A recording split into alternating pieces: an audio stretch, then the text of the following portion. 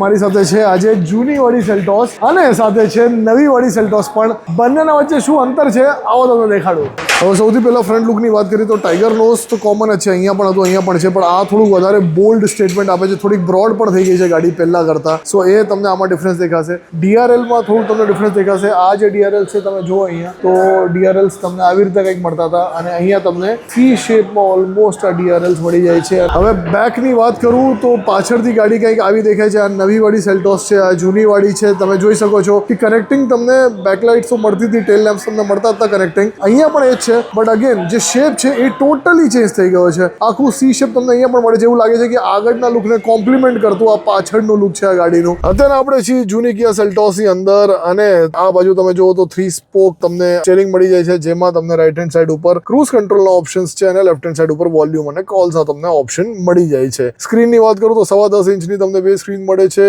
અને ઓફકોર્સ અહીંયા તમને સ્પીડોમીટર અને ઓડોમીટર મળશે, અહીંયા તમને એન્ટરટેનમેન્ટ મળશે સિસ્ટમ, અને આઈ એમ વેરી હેપી ભાઈ કે અહીંયા બટન્સ તમને ઘણા બધા જોવા મળશે। તમને અહીંયા ડ્રાઈવ મોડ અને ટ્રેક્શન કંટ્રોલ ને એ બધું સિલેક્શન તમે અહીંયાથી કરી શકો છો। અહીંયા 360 વ્યૂ માટે, પાર્કિંગ માટેના બધા બટન્સ છે, ઇલેક્ટ્રોનિક પાર્કિંગ બ્રેક છે, ઓટો હોલ્ડ છે, ગિયર નોબ કંઈક આવું દેખાય છે। હવે આપણે આવી ગયા છીએ નવી કિયા સેલ્ટોસમાં। સૌથી પહેલા વાત કરું તો સ્ટીયરિંગ તમને અગેન 3 સ્પોક જ મળે છે, બટ લેફ્ટ સાઈડમાં પહેલા જે કંટ્રોલ હતા એ રાઈટ સાઈડમાં આવી ગયા છે। વોલ્યુમના અને મોડના બટન્સ, કોલ્સના બટન્સ તમને અહીંયા મળશે, અને જે રાઈટની વસ્તુ હતી લેફ્ટમાં આવી ગઈ છે, અહીંયા તમને મળશે ક્રૂઝ કંટ્રોલ, લેન અસિસ્ટના બધા ઓપ્શન્સ તમને અહીંયા મળી જશે। એક ઓર સારું ચેન્જ છે, ડ્રાઈવ મોડ, ટ્રેક્શન મોડ તમને સ્ટીયરિંગ પર જ મળી જાય છે। એના સિવાય હું વાત કરું તો તમને આ બે ડિસ્પ્લે મળે છે, મોટી છે એકચ્યુઅલી ટ્રિનિટી ડિસ્પ્લે, બટ આ બે ડિસ્પ્લે તમને મળશે 12.5 ઇંચની, અને પછી વચ્ચે જે ખાંચો છે એ પણ એક ડિસ્પ્લે છે જેમાં તમને એસીના ફીચર્સ અને બીજા ફીચર્સ મળી શકે છે। અમુક બટન્સ હજુ પણ છે ભાઈ, ઘણી બધી કાર્સ છે આ સેગમેન્ટમાં જેમાંથી બટન્સ ગાયબ થતા જાય છે, બટ આઈ એમ હેપી કે